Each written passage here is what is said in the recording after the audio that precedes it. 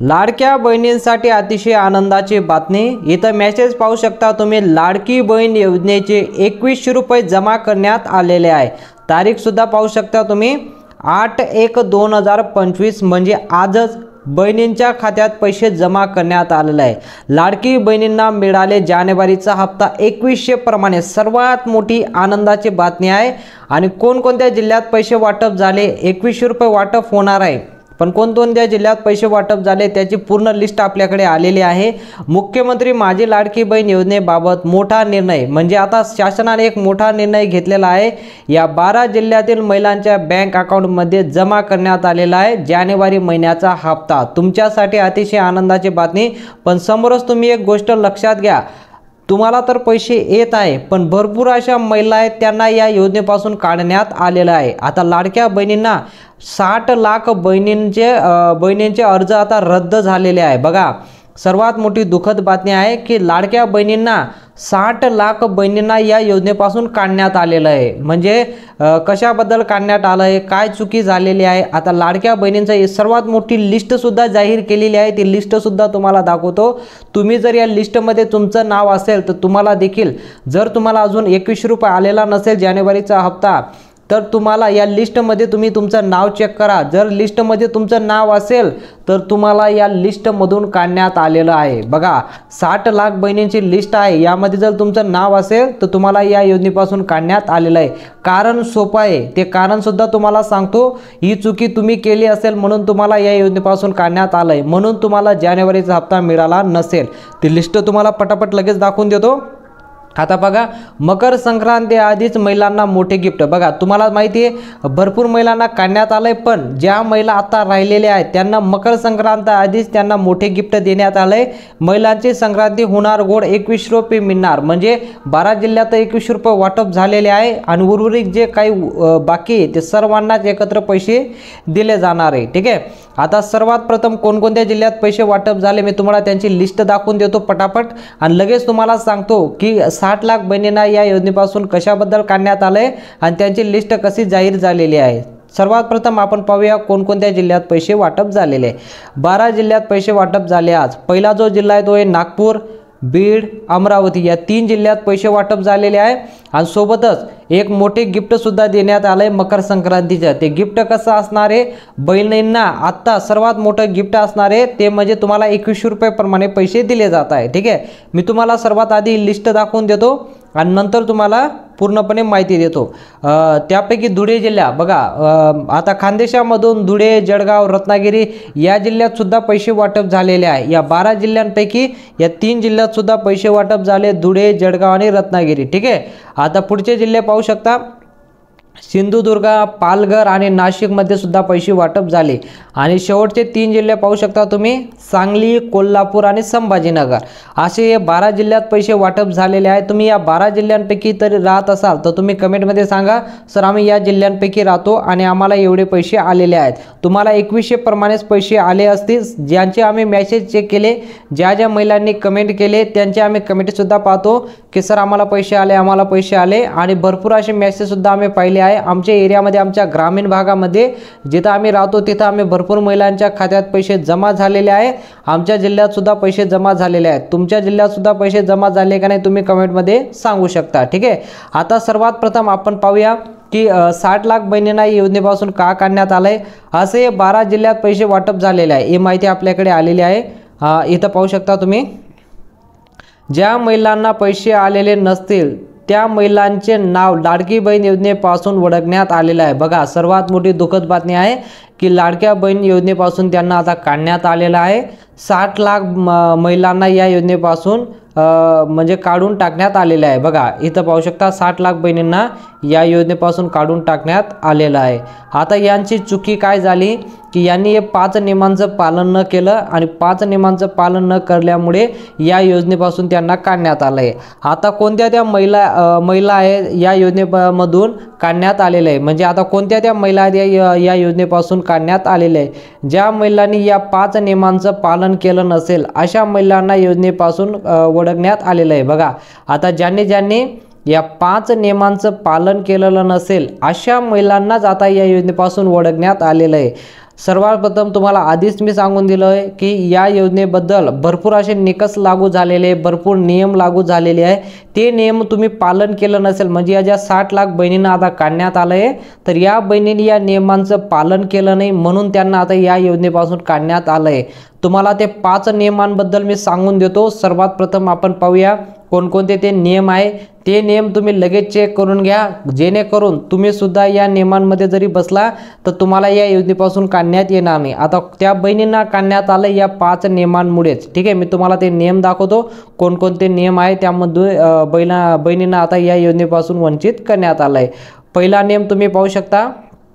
सर्वात प्रथम जो नियम आहे तो म्हणजे ज्या महिलांनी खोटं कागदपत्र अपलोड केलं होतं. बघा, सर्वात प्रथम आता 2025 सुरू झालेला आहे. जसंही 2025 सुरू झाला, 2100 रुपये स्कीम वाटप सुरू झाली, तसंच वेगवेगळे प्रकारचे नियमसुद्धा लागू करण्यात आलेले आहे. आता त्यापैकी सर्वात मोठा नियम म्हणजे तुम्ही फॉर्म भरून मोकळे झाला, तुम्हाला काहीच घेणदेण नाही, पण सरकारने फॉर्म रिचेकिंग सुरू केलेले आहे. जसंही सरकारने फॉर्म रिचेकिंग सुरू केलं, त्यामध्ये सर्वात मोठा प्रश्न उरला की ज्या महिलांनी खोटं कागदपत्र अपलोड केलेलं होतं, जसं की वय मर्यादा कमी करून, म्हणजे वय होती यांची 65 वर्ष, तर वय मर्यादा कमी करून अशा म्हणजे म्हाताऱ्या महिलांना सुद्धा या योजनेचा लाभ मिळतोय.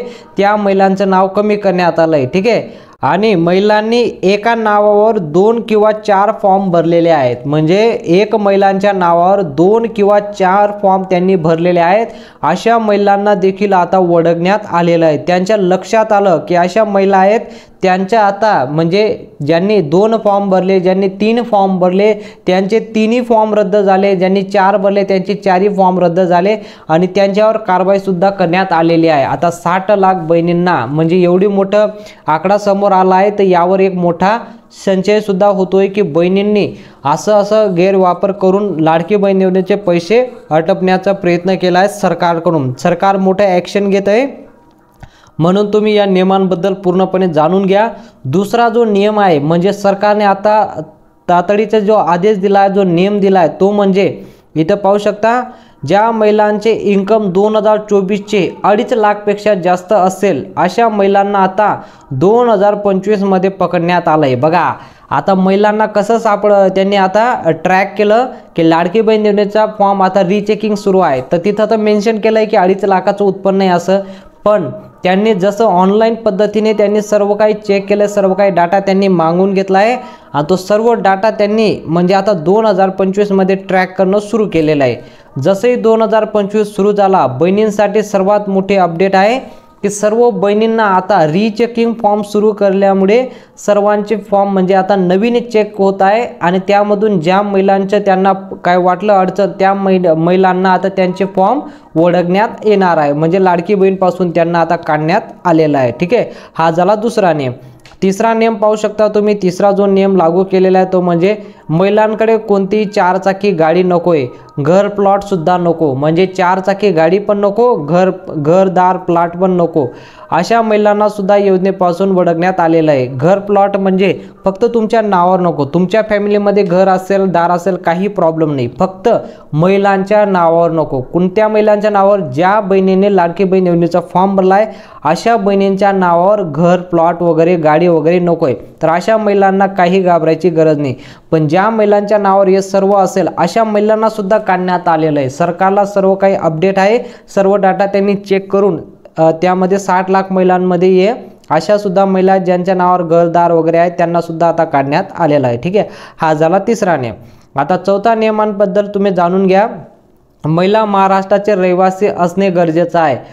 तर काही महिलांचे फॉर्म चेक करत असताना सापडल्या की मुली लग्न करून दुसऱ्या राज्यात गेल्या तरी सुद्धा योजनेचा लाभ घेत होत्या. बघा, आता चौथा सर्वात मोठा नियम म्हणजे सर्वात जास्त महिला कशामुळे आढळून आलेले आहे की अशा भरपूर महिला आहेत, म्हणजे योजना जेव्हा सुरू केली होती तेव्हा त्यांनी स्पष्टपणे सांगितलं होतं की योजनेचा फॉर्म फक्त महाराष्ट्रामध्ये ज्या महिला राहतात त्याच योजनेसाठी फॉर्म भरू शकता आणि जर महिला लग्न करून गेली दुसऱ्या राज्यात तर या योजनेचा त्यांना लाभ मिळणार नाही. भरपूर अशा महिला आहेत की ज्या महाराष्ट्राच्या रहिवासी असून त्यांचं लग्न दुसऱ्या राज्यात झालेलं आहे, तर त्या महिलांनी लाडकी बहीण योजनेचा लाभ अजूनही त्यांना मिळतोय. त्यांनी ते योजना बंद करायला पाहिजे. त्यांनी तालुक्याला जाऊन किंवा जिल्ह्याला जाऊन त्यांनी ती योजना बंद करणे त्यांचा हक्क आहे. म्हणून ज्यांनी असं केलं नाही अशा महिलांवर कारवाई करण्यात येणार आहे आणि अशा महिलांना आता काढण्यात सुद्धा आलेलं आहे. हे सुद्धा मोठी गोष्ट समोर आलेली आहे शासनाला. म्हणजे वेगवेगळ्या प्रकारच्या तक्रारीमध्ये हे तक्रार सुद्धा शासनाकडे आलेली आहे. ठीक आहे. आता शेवटचा जो निर्णय आहे, शेवटचा जो नियम आहे तो जाणून घेऊया. शेवटचा नियम जाणून घेण्या अगोदर आतापर्यंत तुम्ही व्हिडिओला लाईक केला नसेल, व्हिडिओला लाईक करून टाका, चॅनलला सबस्क्राईब करा. जी पण नवीन माहिती येते, जे पण नवीन अपडेट येतं सर्वात प्रथम मी तुमच्या समोर घेऊन येत असतो. म्हणून तुमच्या सपोर्टसाठी तुम्ही व्हिडिओला लाईक करत जा आणि चॅनलला सबस्क्राईब करून घेत जा. आम्हाला सुद्धा एक मोटिवेशन भेटतो तुमच्यासाठी व्हिडिओ बनवण्यासाठी. तर पुढे पाहूया. पाचवा जो नियम आहे, पाचवा नियम म्हणजे टॅक्सवर दिलेला आहे. बघा, तुम्ही इन्कम टॅक्स वगैरे भरता तर टॅक्सवर तो पाचवा नियम दिलेला आहे.